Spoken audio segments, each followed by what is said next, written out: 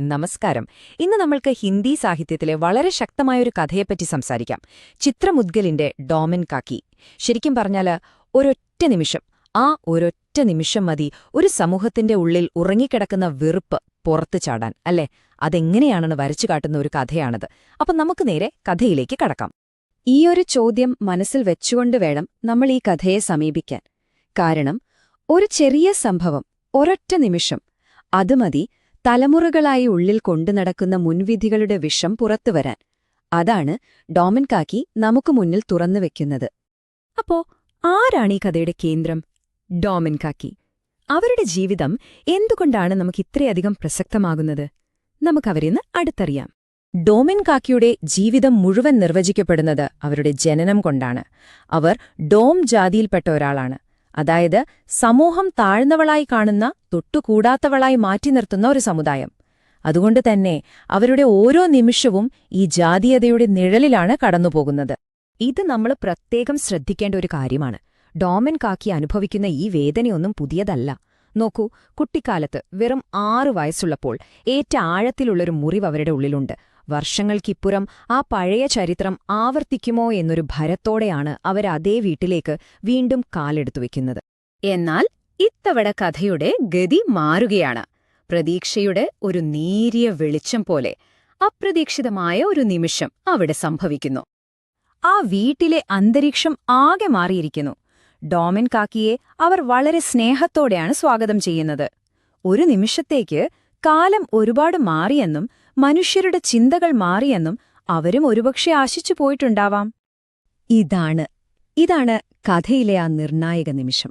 ആലോചിച്ചു നോക്കൂ, ഒരിക്കൽ തൊട്ടതിനടിച്ച അതേ മുതുമുത്തശ്ശി ഇന്ന് തന്റെ പേരക്കുഞ്ഞിനെ ഡോമൻ കാക്കിയുടെ കൈകളിലേക്ക് വെച്ചുകൊടുക്കുകയാണ്.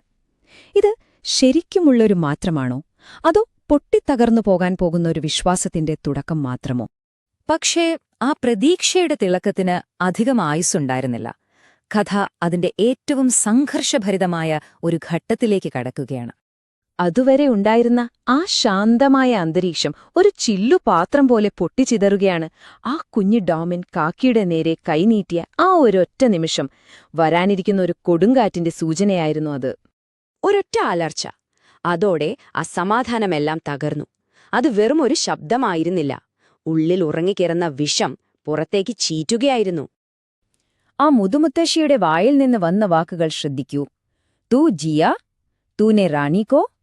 അതിന്റെ അർത്ഥം വെറുതെ നീ റാണിയെ തൊടാൻ ധൈര്യപ്പെട്ടോ എന്ന് മാത്രമല്ല. നീ, അതായത് അശുദ്ധയായ നീ, ഞങ്ങളുടെ പരിശുദ്ധയായ കുഞ്ഞിനെ തൊട്ട് അശുദ്ധയാക്കാൻ ധൈര്യപ്പെട്ടോ എന്നാണ് ആ ചോദ്യത്തിന്റെ വിഷം നിറഞ്ഞ കാതൽ. അത് നൂറ്റാണ്ടുകളുടെ വെറുപ്പാണ് ആ വാക്കുകളിലൂടെ പുറത്തേക്ക് വന്നത്. നോക്കൂ, എത്ര സ്നേഹത്തോടെയാണോ ആ കുഞ്ഞിനെ കൊടുത്തത്, അതേ കൈകൾ കൊണ്ട് തന്നെ അവരതിനെ തട്ടിപ്പറിച്ചു. അവരുടെ മുഖത്തെ ആ സൗമ്യതയെല്ലാം ഒരു നിമിഷം കൊണ്ട് മാഞ്ഞുപോയി. പകരം വർഷങ്ങൾ പഴക്കമുള്ള ആ പഴയ വെറുപ്പ്, ആ കനൽ വീണ്ടും ആളിക്കത്തുന്നത് നമുക്ക് കാണാം. അപ്പോ ശരിക്കും എന്താണിവിടെ സംഭവിക്കുന്നത്? ഈ ഒരൊറ്റ രംഗം വരച്ചുകാട്ടുന്ന ആഴത്തിലുള്ള സംഘർഷം എന്താണ്? നമുക്കൊന്ന് പരിശോധിക്കാം. ഈ സ്ലൈഡിലേക്കൊന്ന് നോക്കൂ. ഇതാ മുതുമുത്തശ്ശിയുടെ മനസ്സിന്റെ ഒരു നേർക്കാഴ്ചയാണെന്ന് പറയാം. ഒരു വശത്ത് പുരോഗമനത്തിന്റെ വെളിച്ചം, സ്നേഹത്തോടെ പെരുമാറാനുള്ള ആഗ്രഹം. എന്നാൽ മറുവശത്തോ തലമുറകളായി വേരൂന്നിയ മുൻവിധികളുടെ കനത്ത നിഴലുണ്ട്. അവസാനം ആ കൊടുങ്കാറ്റ് ആ നേരിയ വെളിച്ചത്തെ വിഴുങ്ങുന്നത് നമ്മൾ കണ്ടു. അപ്പോ ഈ കഥ നമ്മളോട് പറയുന്ന വലിയ സത്യമെന്താണ്? എന്താണ് ചിത്രമുദ്ഗൽ എന്ന എഴുത്തുകാരി നമ്മുടെ സമൂഹത്തോട് വിളിച്ചു പറയാൻ ശ്രമിക്കുന്നത്? ഇവിടെയാണ് ഈ കഥ വെറുമൊരു വ്യക്തിയുടെ കഥയല്ലാതായി മാറുന്നത്. ഇത് ശരിക്കും നമ്മുടെ സമൂഹത്തിന് നേരെ പിടിച്ചൊരു കണ്ണാടിയാണ്. പുറമേ പുരോഗമനത്തിന്റെ മുഖംമൂടി അണിയുമ്പോഴും ഉള്ളിന്റെ ഉള്ളിൽ പഴയ ചിന്തകളുടെ വിഷം പേറുന്ന ഒരു സമൂഹത്തിന് നേർക്കാഴ്ചയാണിത്. എഴുത്തുകാരിയുടെ സന്ദേശം വളരെ വ്യക്തമാണല്ലേ? നമ്മളൊക്കെ സ്നേഹത്തെക്കുറിച്ചും സമത്വത്തെക്കുറിച്ചുമൊക്കെ ഒരുപാട് സംസാരിക്കും, പുതിയ മൂല്യങ്ങളെ സ്വീകരിക്കും. പക്ഷേ ഒരു പ്രതിസന്ധി വരുമ്പോ, അല്ലെങ്കിൽ ഉള്ളിലെവിടെയെങ്കിലും ഒരു ഭയം തോന്നുമ്പോ, അപ്പോ നമ്മുടെ ഉള്ളിൽ ഒളിപ്പിച്ചുവെച്ച പഴയ വേരൂന്നിയ മുൻവിധികൾ ഒക്കെ പുറത്തുചാടും. ഈയൊരു ഇരട്ടത്താപ്പാണ് നമ്മുടെ സമൂഹത്തിന്റെ ഏറ്റവും വലിയ ദുരന്തമെന്ന് ഈ കഥ നമ്മളെ ഓർമ്മിപ്പിക്കുകയാണ്.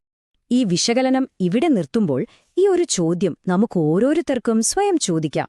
ഡോമൻ കാക്കിയുടെ കഥ ഒരു കണ്ണാടിയായി നമ്മുടെ മുന്നിലുണ്ട്. ആ കണ്ണാടിയിൽ നോക്കുമ്പോൾ നമ്മുടെ സമൂഹത്തിന്റെയും ഒരുപക്ഷെ നമ്മുടെ തന്നെയും ഉള്ളിൽ ഒളിഞ്ഞിരിക്കുന്ന ഏതൊക്കെ മുൻവിധികളെയാണ് നമ്മൾ തിരിച്ചറിയുന്നത്? ഒരുപക്ഷെ ആ തിരിച്ചറിവിൽ നിന്നായിരിക്കാം യഥാർത്ഥ മാറ്റം തുടങ്ങേണ്ടത്.